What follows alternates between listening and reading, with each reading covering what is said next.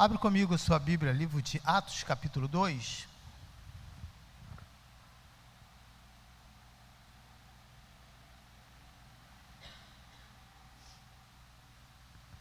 Enquanto você... É sempre importante, tá, irmãos? A gente ter a nossa Bíblia em mãos, né? Acho que eu tenho 4 Bíblias em casa, ou 5. Mas, para ler aqui, é bom, para mim, se torna muito mais fácil, né? Pegar aqui pela tela, muito mais rápido. Mas é importante, né? Durante o dia a dia, as minhas pesquisas de trabalho e de mensagens, todas são feitas pegando o livro mesmo. Eu gosto de manusear livros, né? Então, é importante que você traga também a sua Bíblia para não perder, né, este hábito. A partir do versículo 3 ao versículo 13, quero só lembrar que hoje nós teremos nosso culto online a partir das 18 horas, tá? Então, você possa nos acompanhar, assistir a mensagem, para não ficar sem o culto à noite. E eu não lembro, confesso para você, se no ano passado eu fiz na segunda e na quarta-feira o culto de oração. Mas segunda e quarta-feira eu vou estar por aqui, né? Eu não sei se eu vou sair essa semana, mas segunda e quarta-feira eu estarei por aqui. Então, eu vou estar realizando o culto de oração. Então, segunda-feira, 20 horas e 30 minutos, e na quarta também. Quero pedir, Letícia, se for possível, mandar essa mensagem, né, para toda a igreja, para estar lembrando disso, né? A partir do versículo 3, Atos capítulo 2. E viram que pareciam o quê?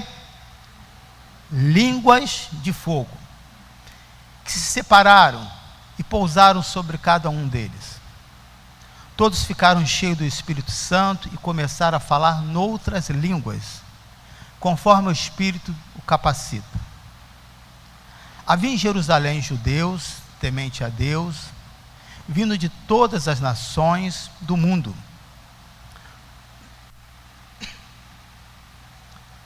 Ouvindo-se este som, ajuntou-se em uma multidão que ficou perplexa, pois cada um os ouvia falar em sua própria língua. Atônitos e maravilhados, eles perguntavam: acaso não são galileus todos esses homens que está falando?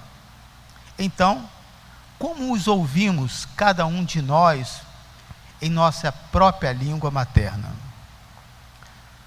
Partos, medos e elamitas, habitantes da Mesopotâmia, Judéia e Capadócia, Ponto e da província da Ásia, Frígia, Panfilha, Egito e das partes da Líbia, próximas a Cirene, visitantes vindos de Roma, tanto judeus como convertidos ao judaísmo, crentes e árabes, nós os ouvimos declarar as maravilhas de Deus em nossas próprias línguas.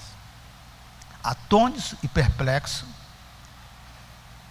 todos perguntavam uns aos outros: o que significa isto?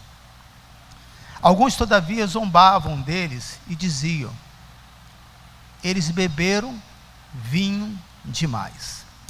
Amém. Pai, que agora nesse momento o Senhor possa nos conduzir com a Tua graça, com a Tua presença, com a Tua fidelidade, trazer aqui inspiração. Meu propósito é muito mais do que uma pregação, é trazer um estudo com esse cunho de pregação e trazer uma aplicação para as nossas vidas. Que assim seja e que Teu Espírito possa falar conosco. Amém. Versículo 7. Esse texto, antes de eu mostrar o versículo 7, esse capítulo 3, ele até os dias de hoje, ele é motivo de zombaria, de dúvida, de confusão. Poucos são os livros que entram e aprofundam falando sobre línguas estranhas, né? Mas existem várias passagens que comprovam, né, que não era somente uma língua de um povo local. Também esse tipo de, conforme diz aqui, deixa eu pegar aqui, versículo 13, que diz: alguns todavia zombavam deles e diziam, eles beberam vinho demais. Esse tipo de zombaria ainda acontece dentro das igrejas, e igrejas evangélicas. Aqueles que, quando estão cheios do Espírito Santo, e uma das evidências, tá, é o falar em línguas mesmo, em língua estranha. E muitas às vezes são calados, tentam calar, não faz isso não. Depois, né, no término do culto, isso está escandalizando, tal. Então eu quero orientar a igreja com relação a isso. Eu acredito, Emilson, acredito nessas evidências do falar em línguas estranhas. E porque simplesmente tem outras referências bíblicas? Não, muito mais do que isso. A teoria, ela só é válida quando você experimenta e sente na prática e você testemunha. Então, querido, o que é importante nós entendermos com relação a essa parte, é que uma vez você estando cheio do Espírito Santo, nem sempre você vai falar em língua, e não quer dizer que com isso você não é uma pessoa batizada no Espírito. Aí que começa a confusão, né? Há outros que quando há esse derramar e começa a falar em línguas, ele diz que é tomado, e aí ele começa a interferir o culto, ele começa a profetizar, ele começa a tomar a frente da igreja. Isso traz confusão. O Espírito Santo não é um demônio que te toma e você perde o controle dele, não. Você sabia disso? Você está falando em língua, você está cheio, mas você está consciente e está submisso àquela liderança. Vou dar um exemplo aqui, né, de experiência, de vida.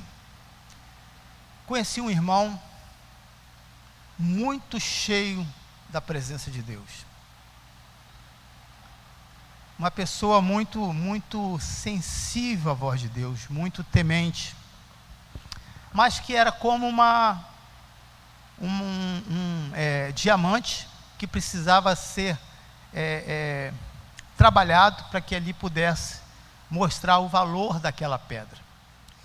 Então por onde ele passava, né, Deus usava em visões, ele falava em línguas, e em muitos casos ele profetizava mesmo.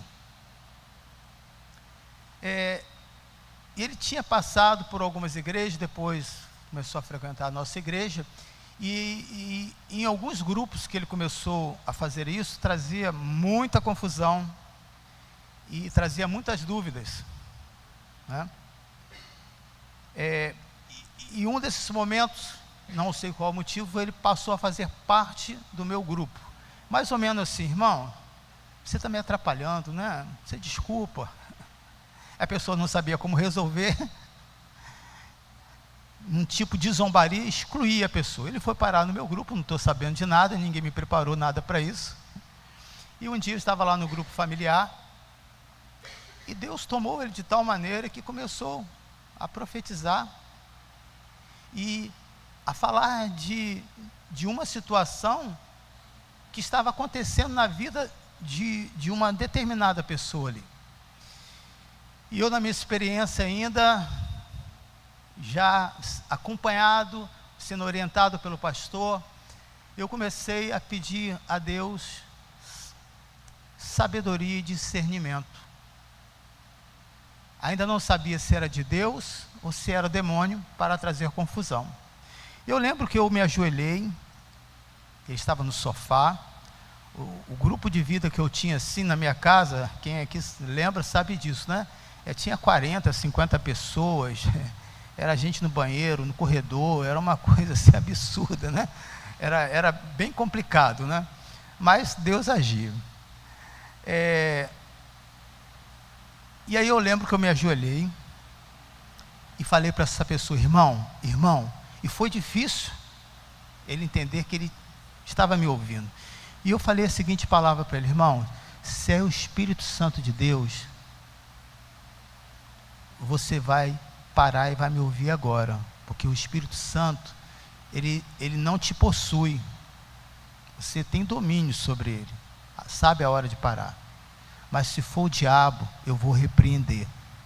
E essa pessoa parou.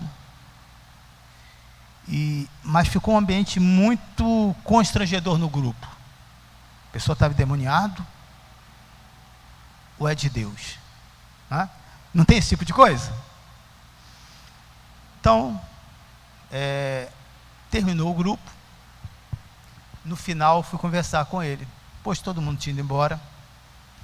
E aí ele falou assim: irmão Emilson, eu fiquei muito constrangido, né? Você me envergonhou na frente das pessoas. Eu sentei com ele e fui explicar, né, que na verdade estava trazendo um constrangimento em todo o grupo, porque isso trouxe muitas dúvidas e confusão, se aquela pessoa era de Deus ou não. E aí ele me disse: eu tive em vários lugares, em várias igrejas, em vários grupos da nossa igreja ao qual nós estamos agora, e nunca ninguém me falou isso, nunca ninguém me repreendeu. Falei: então, mas Deus colocou uma pessoa agora à sua frente, que é um discipulador e que vai te orientar. Eu tinha alguma informação sobre isso? Ainda não sabia como proceder.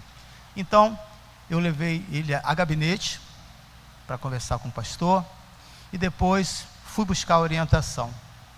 E muito lindo a palavra que o pastor me deu. Ele disse: Emilson, essa pessoa é uma pessoa de Deus. Aí eu fiquei imaginando, imagina se naquela hora eu estivesse repreendendo que era um demônio, além de eu ficar envergonhado diante de todo o meu grupo, eu ficaria envergonhado diante de Deus por não ter discernimento. Então olha só, o versículo 3 aqui fala sobre isso, né? E fala no 13, das zombarias. Quer que eu continue explicando isso, ou já é o suficiente? Não terminei ainda não. Posso prosseguir? Então, e aí o pastor falou para mim: você imagina como uma cachoeira. Então, quando ele falou de cachoeira, para mim é fácil de entender, porque é um ambiente que eu sempre estou, que eu convivo, né? Ele falou: então, você conhece a cachoeira? Eu falei: conheço. É como numa cachoeira, aquela água vem, é uma água cristalina, mas ela ali tem as suas impurezas, ela precisa ser filtrada. Essa pessoa é uma pessoa de Deus, mas junto com essa fonte que vem do alto, tem essa natureza humana, que é o barro. Então às vezes contamina, deixa a água meio turva, mas ele precisa ser orientado. E aí, uma outra oportunidade, eu sentei com esse irmão, expliquei tudinho para ele, e olha que coisa maravilhosa. Essa pessoa disse: pastor, irmão Emilson, eu aceito a sua orientação, mas e quando isso acontecer de novo, o que eu faço? Simples, no término você vem conversar comigo, e aí eu vou estar orientando o grupo, se assim for preciso.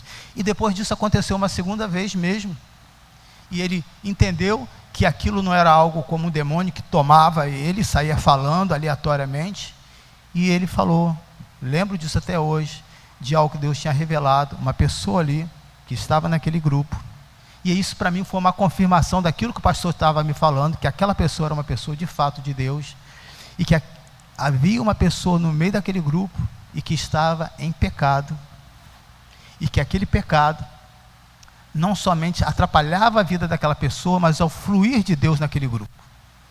E na época essa pessoa, ele era o meu auxiliar. Você acredita nisso? Então, olha que coisa linda, querido. E essa palavra Eu chamei essa pessoa que estava em pecado, ele negou, e aí, depois de confrontá-lo, ele revelou o tipo de vida que ele levava. Nós levamos junto, orientamos ele a confessar diante da sua esposa, a largar esse pecado, e depois disso ele teve algumas quedas, sim, e ele hoje, eu encontrei com ele há poucos dias, há poucos meses, no presbitério da Nova Vida. Ele hoje é um diácono de uma das nossas igrejas, continua com a sua esposa, casado, não pôde ter filhos, né? Mas uma pessoa que também foi transformada e mudada. Olha só que coisa linda, querida, quando nós entendemos os princípios bíblicos e como isso traz uma mudança na sua vida. Se ficou alguma dúvida com relação a isso, né, depois você pode me procurar no final, que eu vou estar falando aqui para você, tá? Então, no versículo 7, nós vamos encontrar uma outra barreira.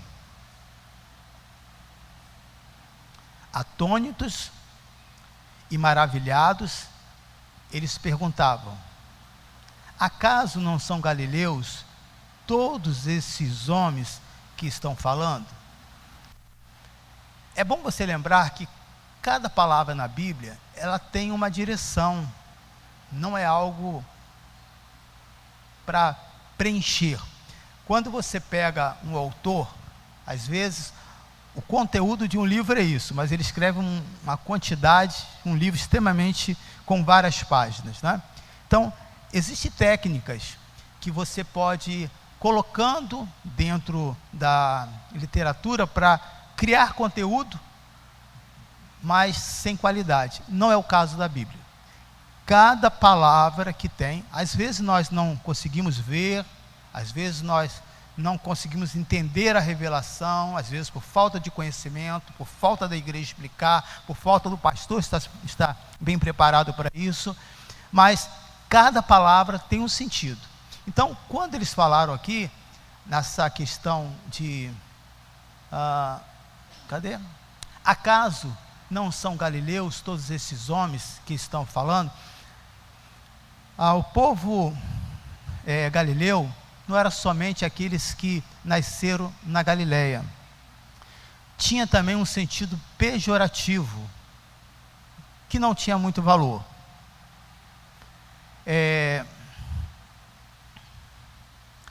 Entre a Galileia e a Judéia, havia uma distância aí de 100 quilômetros. E o povo galileu, eles falavam mais para o aramaico, e o galileu, por ter mais influência helenista do que do próprio judeus, eles não aprofundavam tanto na palavra. Era aquela pessoa mais das experiências empíricas, né? Do dia a dia. Eu fiz isso, deu certo, faz isso também, né? É igual nós, dentro da nossa cultura. Quantos aqui já receitou algum remédio sem ser médico? Quero que você seja sincero. Olha, toma isso que é bom, porque você faz porque você é ruim. É ruim isso que nós fazemos, porque isso pode trazer consequência para aquela pessoa. O que foi bom para você pode não ser bom, e nós não podemos fazer isso. Porém, no sentido de querer ajudar aquela pessoa, né, você tenta encontrar uma solução. Então, essa experiência, eles tinham a experiência da vida, né, mas não se aprofundava. Então, hoje nós aprofundamos mais sobre essas informações. Nós sabemos que não podemos ficar dando remédio para ninguém, né? Então, assim eram os galileus. E aí, quando você pega no Evangelho de João, capítulo 7, você vai observar que até o próprio Jesus passou por isso. Então, vamos observar aqui agora, né? João, capítulo 7, versículo 41. Vamos observar aqui agora. Era uma experiência nova.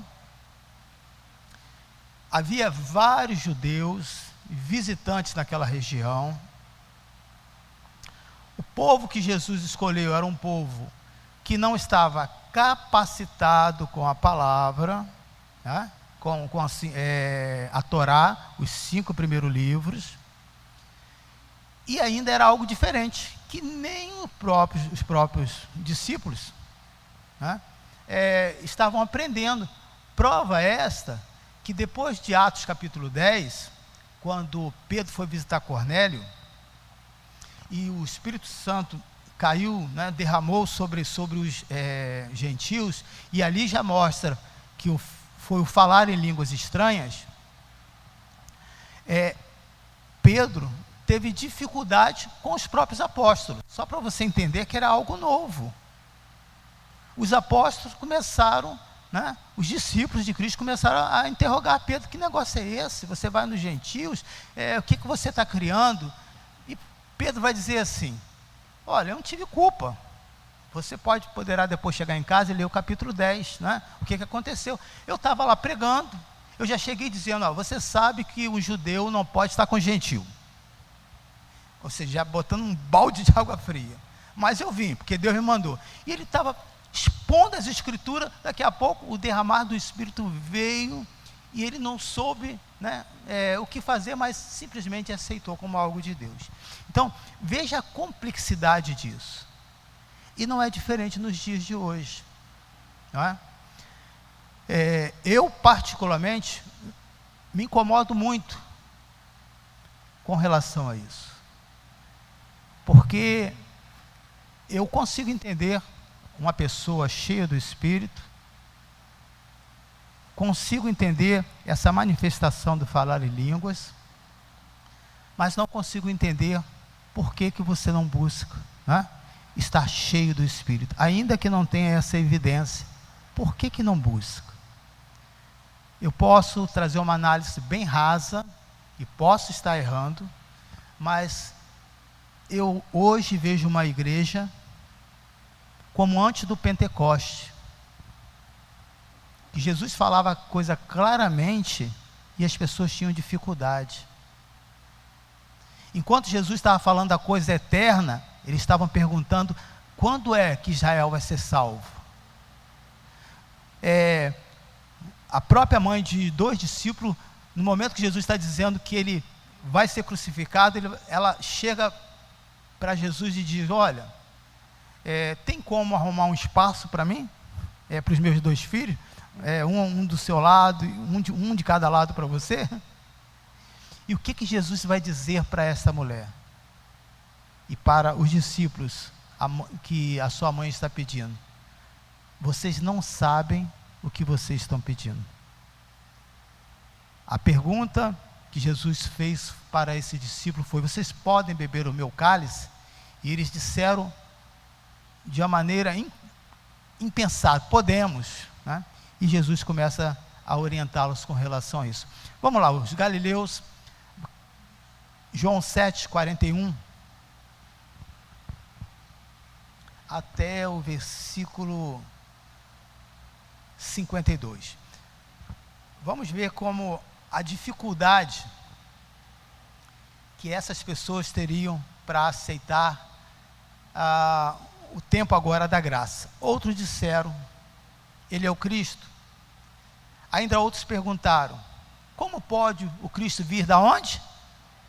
Da Galileia, né? Então veja que havia uma rejeição com relação a essas pessoas que moravam ali, justamente porque por eles não se aprofundarem nas escrituras. Eles tinham, e além de ser uma pessoa de uma classe simples, né? Não todos, existiam muitos galileus que tinham muito conhecimento, tá? A escritura não diz que o Cristo virá da descendência de Davi, da cidade de Belém, onde viveu Davi. Assim, o povo ficou dividido por causa de Jesus. Ele é o Cristo ou não é? Mas o fato de vir da Galileia estava pesando e trazendo esta dúvida. Alguns queriam prendê-lo, mas ninguém lhe pôs as mãos. Finalmente, os guardas do templo voltaram os chefes dos sacerdotes e aos fariseus, os quais lhe perguntaram: por que vocês não o trouxeram? Havia uma ordem para buscar Jesus, e olha o que os soldados irão dizer: ninguém jamais falou da maneira como este homem fala. Então, essa aqui é uma aplicação, só para eu parafrasear essa parte, essa aqui é uma explicação extremamente poderosa para as nossas vidas. Uma pessoa que está cheia do Espírito Santo, não é uma pessoa que vive falando língua todas as horas, querido. Não é uma pessoa que tem a função dentro da igreja, ou porque vive no templo 24 horas. Mas aonde quer que ele esteja, ele está conectado com o Pai. Eu visitei uma pessoa em estado terminal. E essa não foi a única pessoa que eu tive essa experiência, não. E lembro que enquanto eu estava acompanhando essa pessoa, ele não estava falando comigo naquela hora, e nem estava orando para que eu a ouvisse, mas enquanto ele estava andando, ele ia agradecendo a Deus, glorificando a Deus, e falando em línguas estranhas, mostrando que, quer na enfermidade, quer no momento de acusação, uma pessoa que está conectado com Deus, que é temente ao Senhor, quando você abre os seus lábios, você não se torna inferior àquele que tem mais conhecimento, que teve mais informação, que pode dizer até que é um teólogo. Mas quando todos estão cheios, todos se igualam na presença do Pai. Aleluia! Eu quero motivá-los, querido, a você fazer isso. Nós temos duas opções. Você pode buscar as coisas terrenas. Você pode navegar por oceanos contaminados, mas também você pode navegar pelo oceano do Espírito. Você pode dizer: Senhor, fala comigo, revela, me mostra. Eu estava ouvindo um testemunho que um jovem trouxe para mim, e eu achei importante. Eu quero compartilhar, dizendo, encontrando uma dificuldade no seu trabalho, ele lembrou dessa oração que eu tenho ensinado a vocês: orar sem cessar, todo o tempo. Não é a hora marcada, não é um propósito que você fez, todo o tempo praticar, igual a respiração. Você é automático. Tem alguém aqui que fica preocupado? Eu estou respirando, a não ser quando você está ansioso demais, você perde a respiração. Eu sei que isso acontece, mas fora disso, né? Eu lembro de um período que eu estava assim, e eu falei assim para o médico: eu estou sem ar, no período que estava hospitalizado. Ele falou: Emil, se você tivesse sem ar, você estava morto. Eu falei: é verdade. Então, sem ser o estado em que você está ansioso, né, você não se preocupa com isso. Assim também são aqueles que buscam a presença de Deus. Você não ora porque você está com doença, porque você está precisando de uma vida financeira melhor, porque você quer se casar, porque você quer se formar. Há uma conexão, os céus estão abertos, então tudo é motivo de você glorificar a Deus, tudo é motivo de você interceder, tudo é motivo de você buscar. Então essa pessoa estava assim. Enquanto ele estava já caminhando para esse abismo, chegando ao estado terminal da vida dele, não havia questionamento, mas se preparando para estar na presença do Pai. Pode colocar para mim, por favor, onde nós paramos?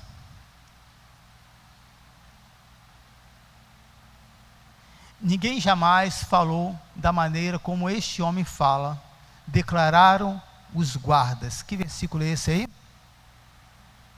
Qual é o versículo? 26, 46, isso, está aqui. Será que você, versículo 47, declararam os guardas: será que vocês também foram enganados? Perguntaram os fariseus. Você imagina a decepção desses homens mandar prender Jesus, e esses guardas, né, se convertendo.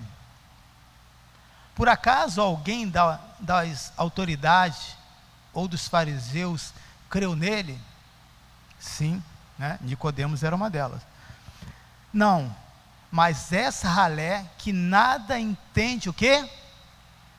Da lei maldita. Versículo 49. Me ajuda aí, acompanha por favor. Vou repetir novamente, 47, 49. Será que vocês também foram enganados? Perguntaram os fariseus. Por acaso alguém das autoridades ou dos fariseus creu nele? Lógico que creram. Versículo 49, eles vão expressar a sua indignação. Então veja a rejeição que eles tinham, e foi justamente esse povo que Deus escolheu. Não, mas essa ralé, esses pobres, esses caras que não tem onde cair morto, nada entende da lei, é maldita. Nicodemos, então aí, cai em contradição. Ele jamais pensaria que ia se levantar alguém para ir contra eles. Nicodemos, que era um fariseu, um deles, que antes tinha procurado Jesus, perguntou-lhes: a nossa lei condena alguém, sem primeiro ouvi-la para saber o que ele está fazendo?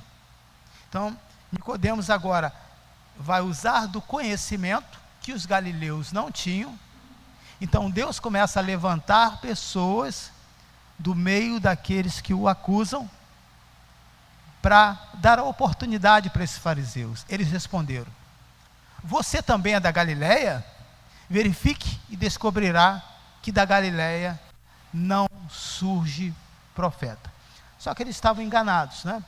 Porque o próprio Jonas era um galileu e não tinha como eles negarem. Então nós podemos aqui observar que Deus vai usar um povo simples para confundir os sábios. Deus vai usar os fracos para confundir os mais fortes. E não tem mudado, querido, a situação até os dias de hoje. Então vamos agora para o texto que eu estou querendo mostrar para os irmãos. João Batista vai trazer uma palavra que vai dizer assim: eu batizo com água, mas virá um outro maior do que eu não sou digno nem de desatar as sandálias, a correia das suas sandálias, e batizará com Espírito. Em algumas versões fala Espírito e fogo. Essa parte do fogo também, ela é muito mal interpretada na igreja, e as pessoas julgam a igreja. Se é uma igreja que glorifica o Senhor, que grita, que faz uma ruaça, e que o louvor é um louvor extravagante, até pouco tempo falava sobre isso, né? Louvor extravagante, ou seja, é um comportamento diferente. Nós estamos vendo agora um mover que está acontecendo lá nos Estados Unidos, se é ou não, eu não quero entrar nesse mérito, mas a pessoa diz: se não há isso, a igreja é uma igreja fria. Você já ouviu isso? É uma igreja fria. Então, vamos agora trazer para a nossa realidade aqui. Essa igreja aqui é uma igreja que tem o fogo do Espírito, ou é uma igreja fria? Quero que vocês me respondam.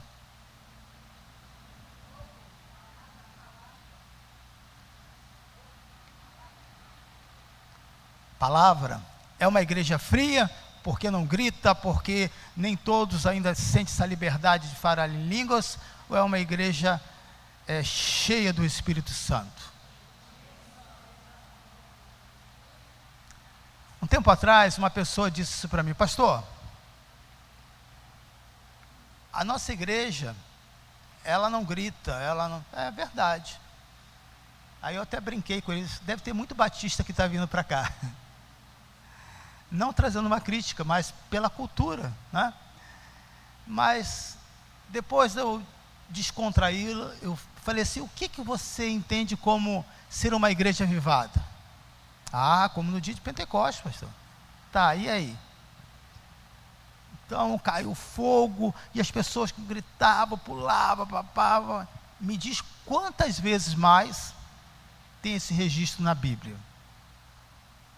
Aí começou a complicar, porque a pessoa era um galileu, ele tinha muita experiência dele, mas não tinha conhecimento nenhum bíblico. Então, ele entendia que só houve aquele fato, e a partir dali, todas as reuniões que havia com os discípulos, com apóstolos, as reuniões eram assim, e não era. E aí eu fui mostrar biblicamente que receber o fogo do Espírito, estar cheio da presença de Deus, e até transbordar falando em língua ou não depende simplesmente das manifestações que você vê. Você pode encontrar uma pessoa caladinha, que não fala muito, mas é uma pessoa como aquela viúva, em que todos deram oferta, mas Jesus falou: aquela viúva é que deu a melhor oferta. Até aqui tudo bem? Então vamos a essa interpretação do fogo. Alguns enxergam como um fogo consumidor, como justiça de Deus. E aí vai dizer assim: não, fulano está mandando fogo, não tem noção. Está pedindo a justiça de Deus, essa pessoa vai ser queimada. No Antigo Testamento, de fato, o fogo simbolizava isso. Né? E aí eu vou mostrar aqui, numa passagem de Deuteronômio, que fala sobre isso. Então, o que eu quero mostrar aqui para vocês, que nós precisamos ver as três interpretações que tem, para que a gente possa entender num todo, e eu, como pastor, pegar uma linha apenas e dizer que é isso e pronto. Existe base bíblica para isso que você está dizendo? Sim, o próprio Jesus fez isso. Jesus falou, né, e em outras passagens, sempre mostrando que sempre havia dois caminhos. Jesus não disse que só existia um caminho e que todos vão para o céu. Existem dois, existe esse, existe aquele outro, existem situações que vai te levar para o inferno, escolhe. Então, alguns enxergam esse fogo como Deus punindo, e isso é real até os dias de hoje. Quando alguém está passando por prova, quando alguém está passando por luta, o que a pessoa naturalmente vai? Ela vai para algo que está fazendo de errado e vai dizendo: Deus está fazendo a justiça na minha vida, a mão de Deus está pesando sobre a minha vida. Você já ouviu esse comentário? Já? Né? Por quê? Só entende que esse fogo de Deus, né, que a justiça de Deus não é apenas para salvar, é só para castigar. Então, é muito comum que a pessoa queira até fazer algumas coisas que está no seu coração, e vamos supor que aquilo que está no coração é errado, mas ele vai, olha para a Bíblia e diz: olha, eu não vou fazer isso não, porque Deus pode me castigar. Ele já está sendo castigado, porque no coração dele, os sentimentos, a presença que está ali não é algo bom, né?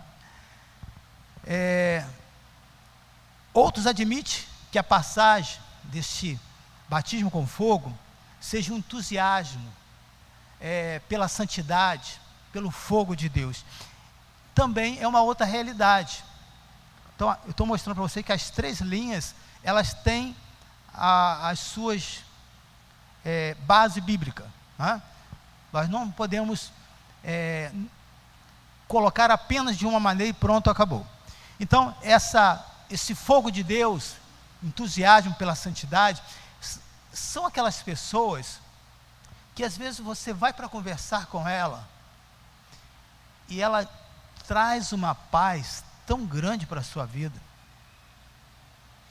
Um tempo atrás, fui conversar, alguns anos, bastante anos, né?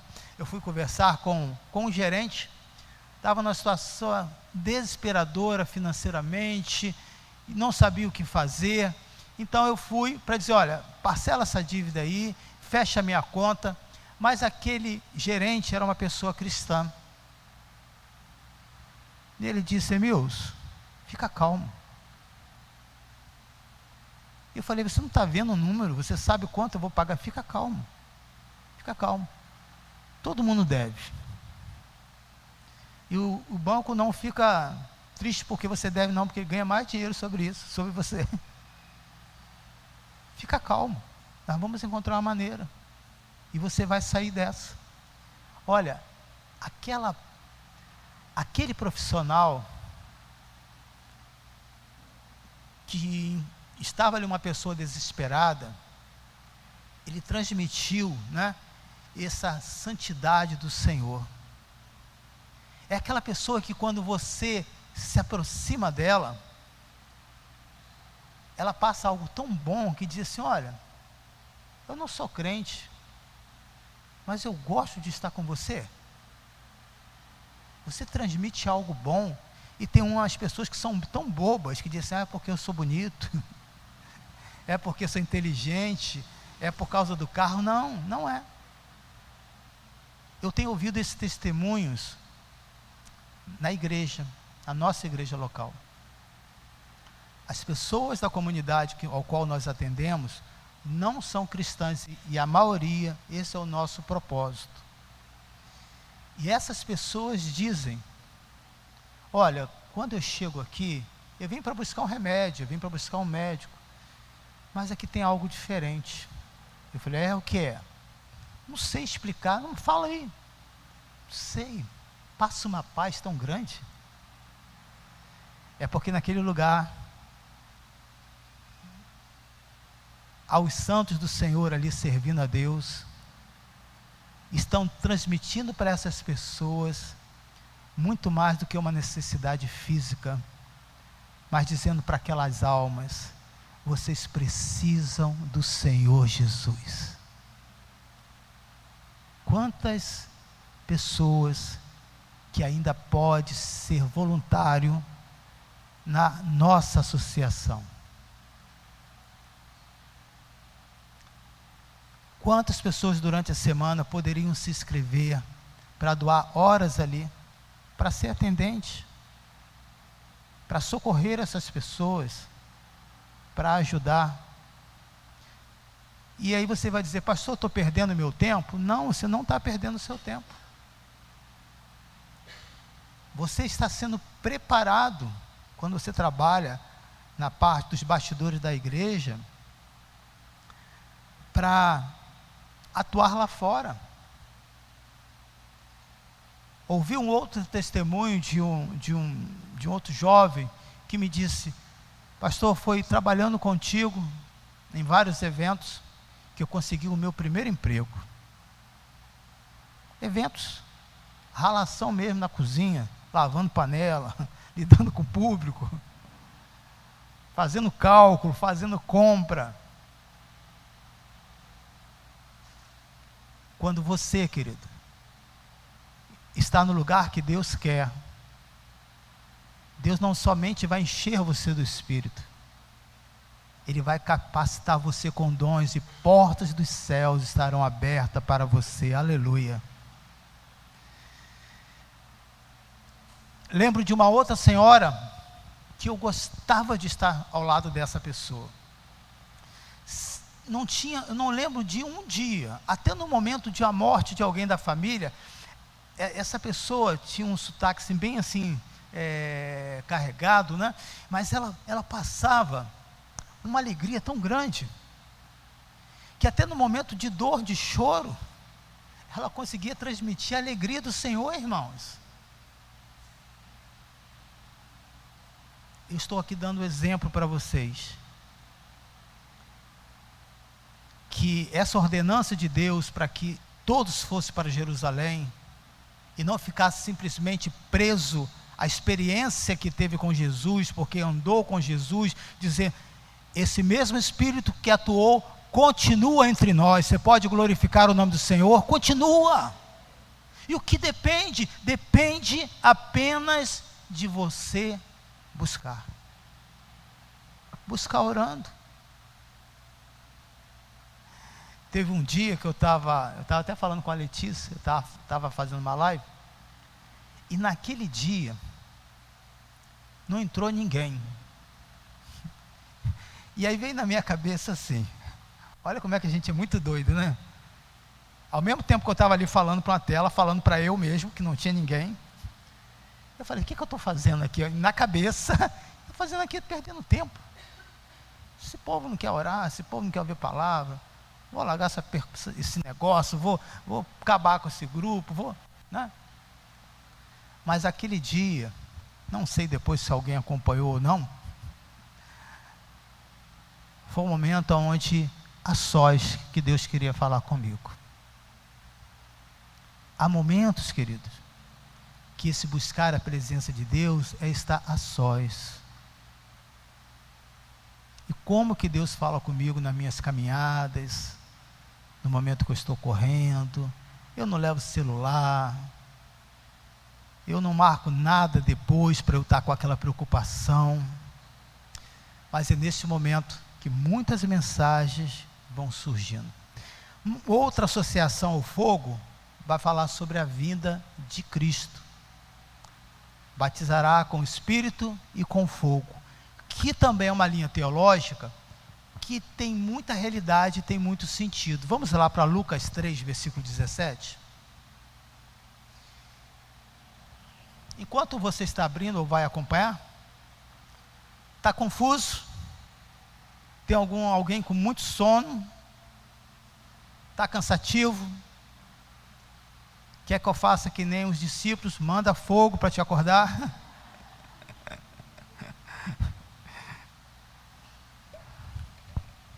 Depois nós vamos ler Mateus 13.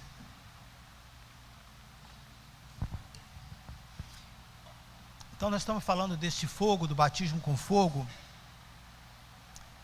como que pode também trazer esse significado. Tá?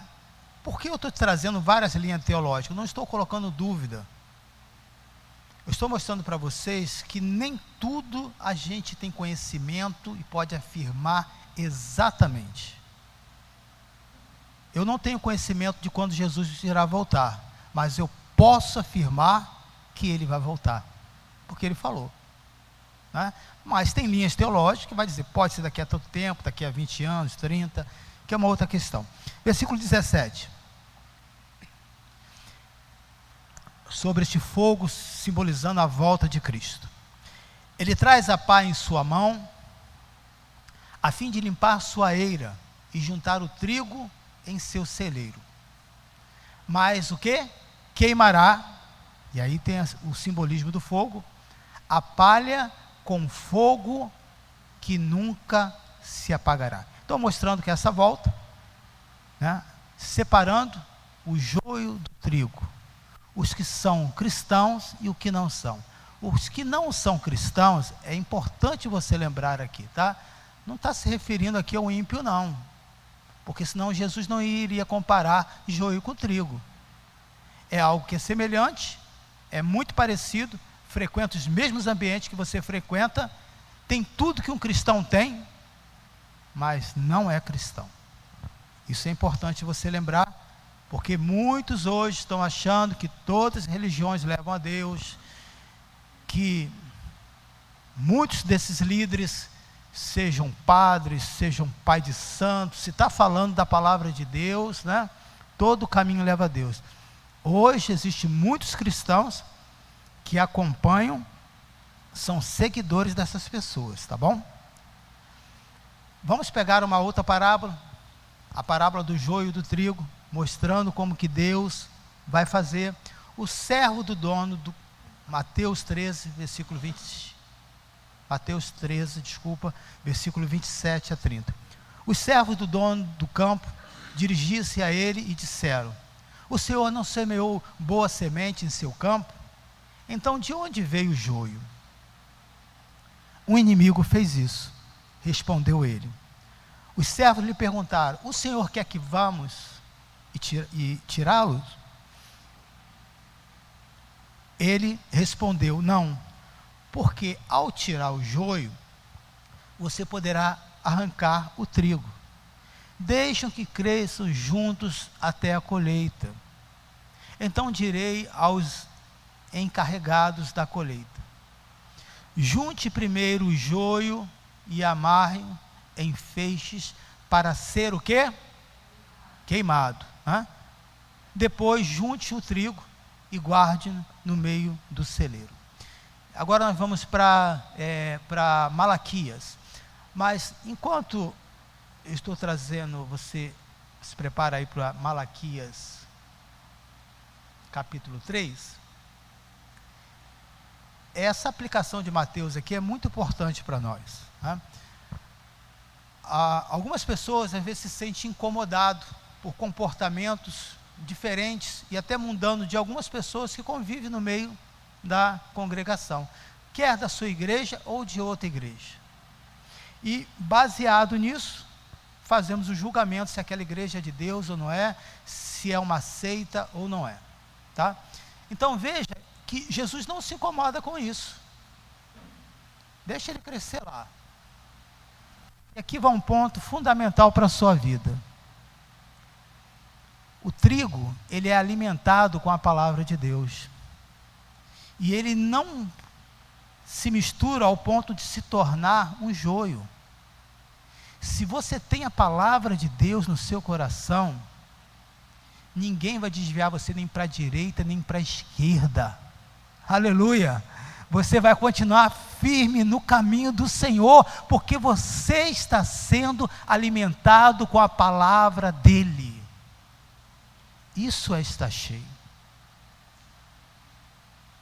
Estar cheio não é só parar numa reunião, buscar, e na outra semana, quantas refeições você faz? 2, 3? Na primeira que você faz, alimentou, beleza, você vai deixar de pensar, se eu lembrar eu vou almoçar. Você sabendo que daqui a tantas horas você vai ter fome, você já se prepara para isso. E com isso você vai mantendo o seu corpo. Assim também é a palavra, querido. Um cristão precisa de orar, de jejuar, de cultuar a Deus. É inconcebível um cristão não vir à igreja, ser um crente que só assiste culto online, tendo a oportunidade de estar entre a igreja. É inconcebível um cristão não querer participar de um grupo, de estar com outras pessoas, porque não é o meu perfil. Como não é o seu perfil? Falar das coisas de Deus, expor os seus sentimentos, contribuir com aquele outro que vai precisar de um testemunho seu, querendo ou não, querido, esse é um perfil de uma pessoa convertida. Vamos lá para Malaquias, para não perder tempo. Deixa eu só fazer o comentário aqui. No livro de Malaquias mostra que esse batismo com fogo possivelmente seria a volta de Cristo, como parte da profecia que faltava se cumprir diante por João Batista, o batismo com fogo. O último a se cumprir, a volta de Cristo. Então, eu não estou dizendo que o batismo com fogo é a volta de Cristo, mas uma das 3 linhas ao qual nós podemos se basear. Versículo 1 ao versículo 5. E o livro de Malaquias dá essa conotação muito forte. Vejam, eu enviarei o meu mensageiro, que preparará o caminho diante de ti. Lembra que quem foi a pessoa antes de Jesus para preparar o caminho para ele? Quem? João Batista, Batista porque ele batizava, Então, associou ao nome. Então, aqui nós podemos observar que o Antigo Testamento e o Novo, eles estão conectados, querido. Porém, na Torá, Deus escreveu em leis de pedra, as suas leis nas pedras. A partir do batismo, com o Espírito Santo, ele começou a escrever aonde? No nosso coração. Que preparará o caminho diante de mim. E então, de repente, o Senhor que vocês buscam, virá para o seu templo. O mensageiro da aliança, aquele que vocês desejam, virá, diz o Senhor dos Exércitos. Mas quem suportará o dia da sua vinda? Quem ficará de pé quando ele aparecer? Porque ele será como quê? Como fogo do ourives e como sabão do lavandeiro. Ele se sentará como um refinador e purificador de prata. Purificará os levitas e o refinará como ouro e prata. Assim trarão ao Senhor ofertas com justiça. Então as ofertas de Judá e de Jerusalém serão agradáveis ao Senhor, como nos dias passados, como nos tempos antigos. Eu virei a vocês trazendo juízo, né? Se referindo à volta de Cristo, quando ele virá para julgar. Sem demora, vou testemunhar contra os feiticeiros, contra os adúlteros, contra os que juram falsamente, contra aqueles que exploram os trabalhadores em seus salários, que oprimem os órfãos e as viúvas e que privam os estrangeiros dos seus direitos, e não tem respeito por mim, diz o Senhor dos Exércitos. Então nós podemos ver que há essa possibilidade, sim, deste fogo estar simbolizando, né, a purificação da sua igreja e a volta dele, trazendo a sua justiça. O fogo, o judeu entendia que o fogo proclamava a presença de Deus, trazendo à memória como a sarça ardente, como o Monte Carmelo, como a coluna de fogo no próprio deserto. Então, quando falava para os judeus, o fogo era naturalmente de fácil entendimento. Você pode, Letícia, colocar para mim? Então, nós vamos ver aí quando a Bíblia fala, no livro de Atos,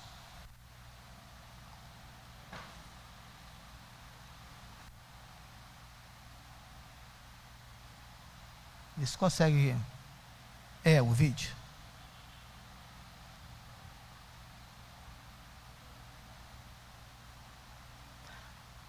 Em Atos 2, versículo 3, como diz assim: e viram os que pareciam língua de fogo, né?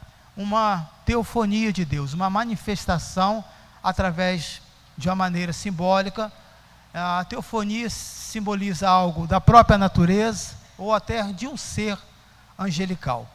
Então, olha só, vamos ver agora esse vulcão. Eu não lembro onde isso aconteceu. Pode liberar esse vídeo. Então, quando o texto vai dizer, e viram que pareciam língua de fogo, pode tirar o áudio. Então, veja, uma língua de fogo, como, né, descendo, uma língua de fogo, e diz que, e viram que pareciam língua de fogo, versículo 3 de Atos 2, e que se separavam e pousavam sobre cada um deles. Você vai observar que essa lava desse vulcão, ele começa a descer, e já no final, ele se separa. É algo mais recente que eu tenho aqui para a gente entender, né? O que eles conseguiram ver. Não estou dizendo que foi uma lava vulcânica, né, que eles viram, mas há essa grande possibilidade, né, porque neste país também era comum isso acontecer. E aí a passagem, quando fala língua de fogo, vamos lembrar que foi escrita por quem? Por Lucas. Então ele vai usar da anatomia da parte do corpo humano para que possa assim explicar, ok? Vamos voltar agora para o texto. Então, a língua de fogo, pode deixar fechado assim mesmo, aberto assim mesmo, por favor.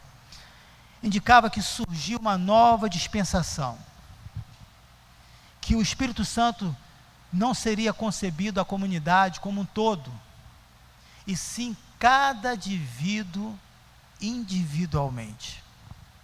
Não é por você entrar aqui na igreja que um vai receber todos vão receber a mesma porção. Não, é uma decisão do coração.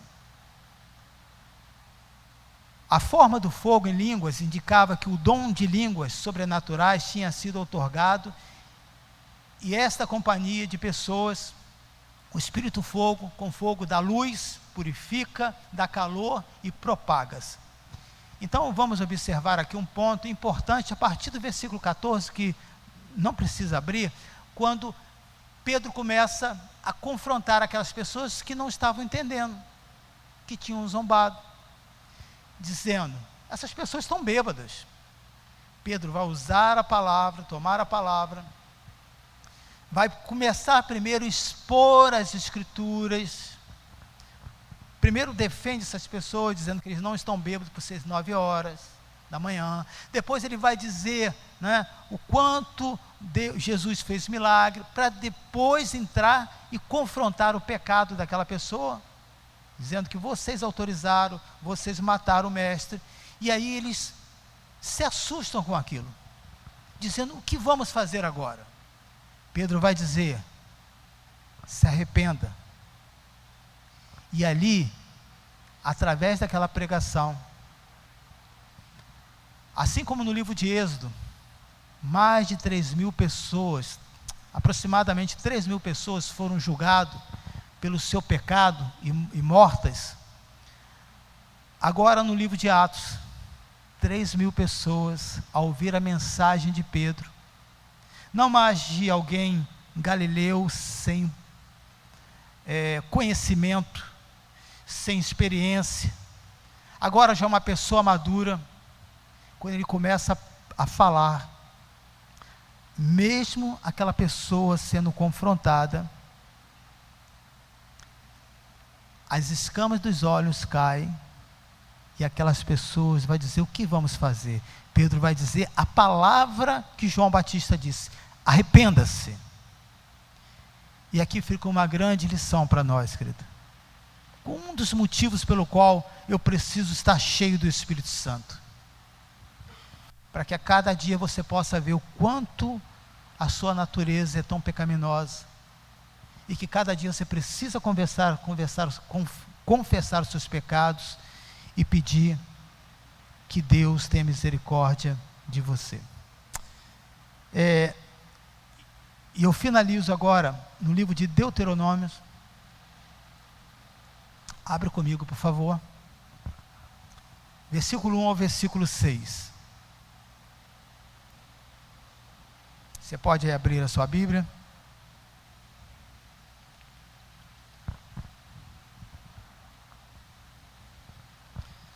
Nessa passagem nós vamos ver Moisés tipificando a figura de Jesus entre Deus e o povo, ao qual Deus usava Moisés para falar com o povo.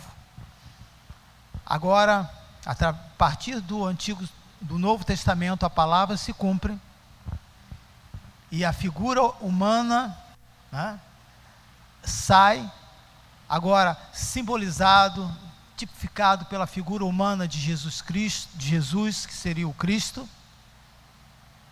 e através de Jesus nós podemos entrar na presença dele. Então Moisés convocou todo Israel e lhe disse: ouçam, Israel, os decretos e as ordenanças que hoje lhe estou anunciando. Aprendam-nos e tenham cuidado de cumpri-los.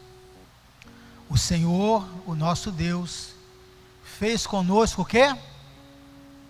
Uma aliança.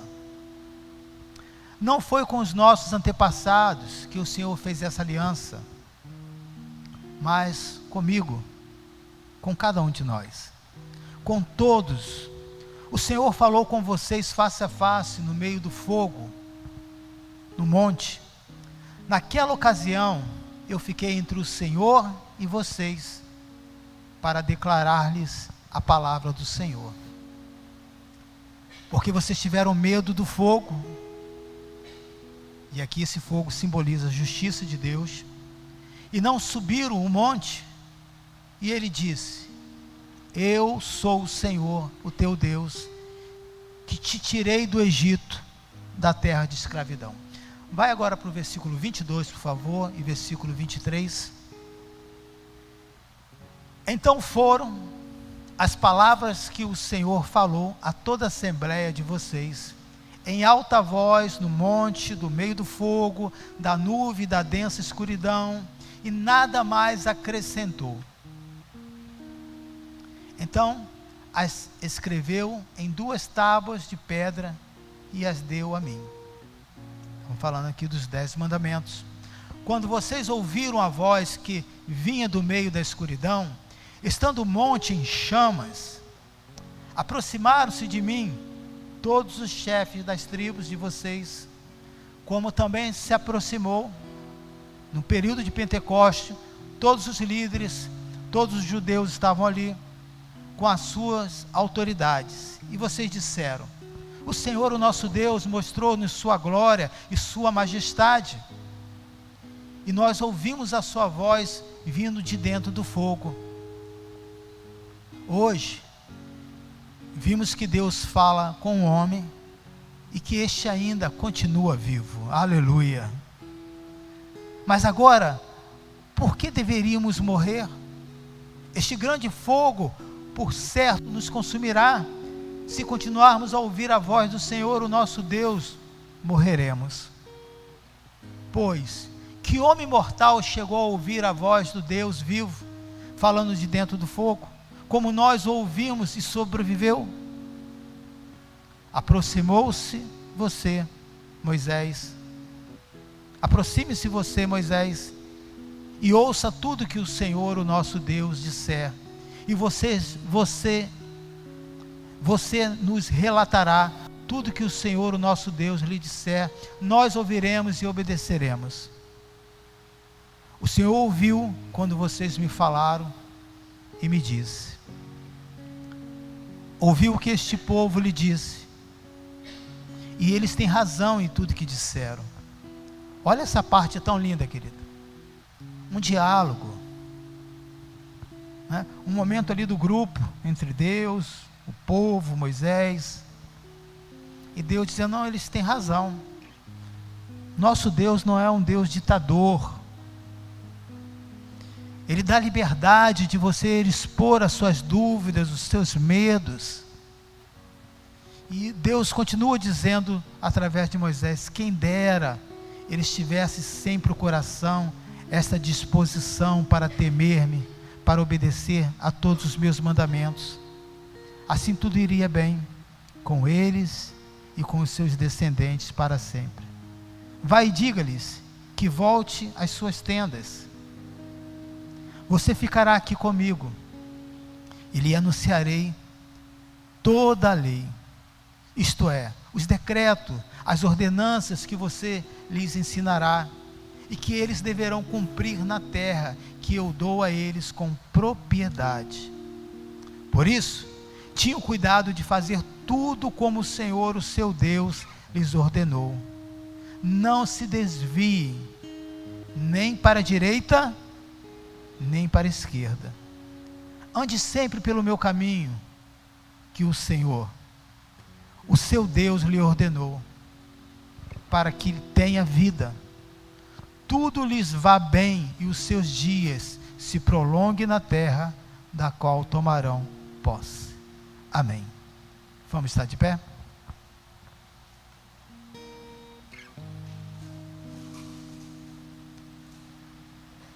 Como eu posso permanecer em Jerusalém? Como eu posso estar cheio? Não se desvie, querido. Você tem a palavra do Senhor. Você tem um manual pelo qual você pode prosseguir. Ainda que um líder, um pastor, possa falar qualquer coisa para você, ele pode ser confrontado mediante a verdade, que é a palavra de Deus, que está acima da palavra do pastor. Você tem a verdade nas suas mãos? Vamos orar.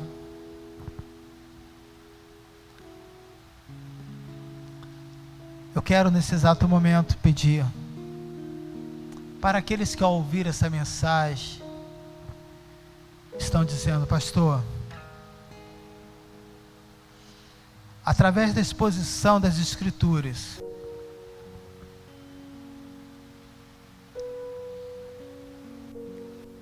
como eu tenho estado longe daquilo que Deus quer para a minha vida.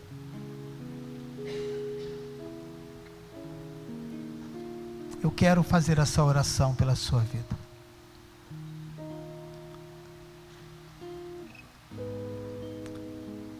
Eu quero que você comece e aprende a respirar Deus, aplicar tudo na sua vida, ter esses princípios em todo momento. Esse é uma das evidências do manifestar do Espírito Santo. Uma pessoa cheia, ele enxerga os problemas,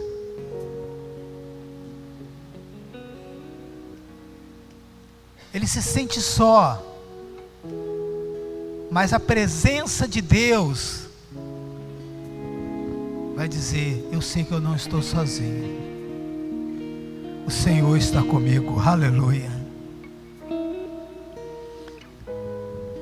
Uma pessoa cheia do Espírito,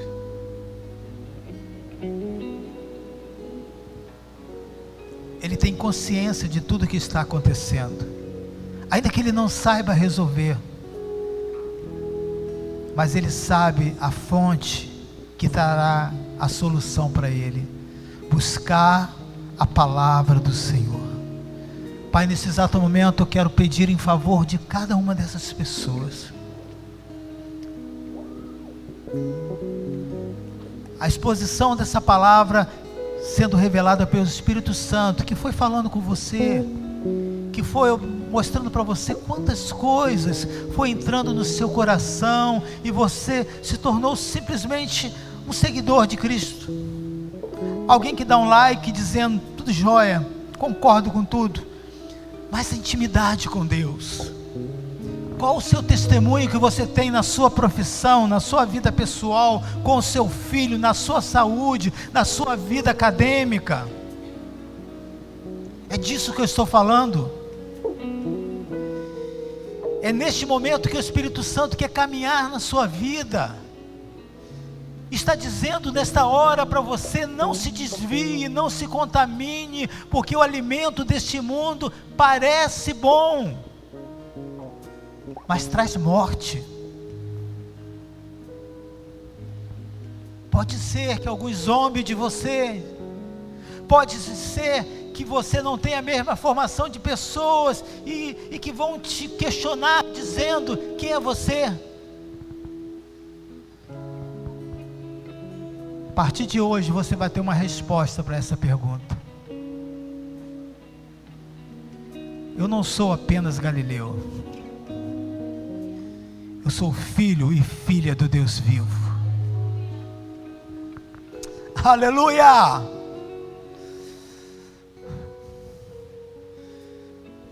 Senhor,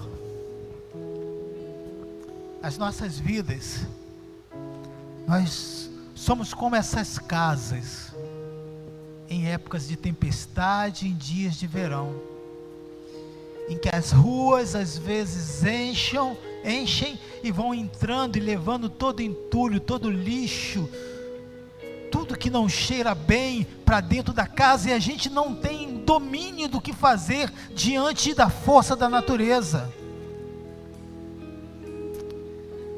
Mas essas tempestades, elas não passam, elas não deixam de terminar, elas vão terminar.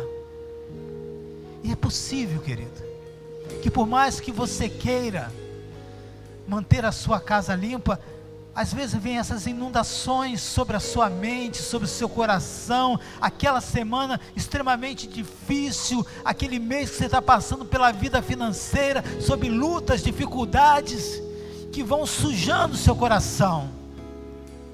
Eu quero dizer que esse ciclo vai passar. Confie em Deus, acredita no Senhor, Toma posse da palavra do Mestre.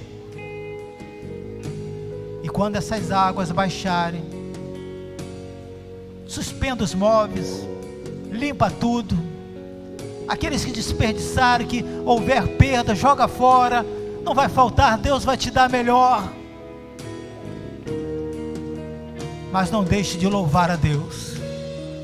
Não deixe de agradecer o Senhor. Não deixe de contemplar a face do Mestre. Não deixe de buscar em Deus, de clamar, de orar, de dizer: Senhor, no tempo oportuno, o Senhor irá ouvir o meu clamor, e a minha tristeza vai se transformar em alegria, porque este testemunho já estão registrado como prova daquilo que Deus vai fazer na minha vida. O Senhor vai rompendo, vai tirando todas as barreiras, vai arrancando todos os impedimentos, toda incredulidade, toda dificuldade que instalou na sua mente, todas as impossibilidades. Começa a pedir agora, meu irmão, começa a fazer essa oração: Senhor, tire qualquer impedimento, que eu possa ser essa pessoa avivada no Espírito, que possa lembrar o quanto Deus tem realizado grandes milagres na minha vida, da onde Deus te tirou, os livramentos que Deus fez. Comece a dar glórias ao Senhor, meu querido, comece a dar glórias a Deus. Quantos momentos difíceis no seu casamento, mas você está aí. A dificuldade existe para todos, mas o Deus também existe para todos. Aleluia, aleluia. Oh Deus, nos ajude a ser essa pessoa cheia do Espírito Santo, ligado à tua palavra e negando todas as coisas desse mundo. Aleluia.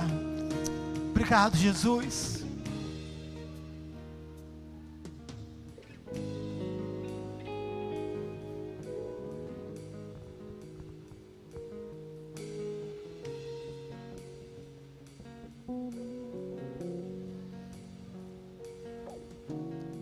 Tenha liberdade, Senhor. Passeie em nosso meio. Passeie em nosso meio. Eu navegarei no oceano do Espírito e ali adorarei ao Deus do meu amor. Eu adorarei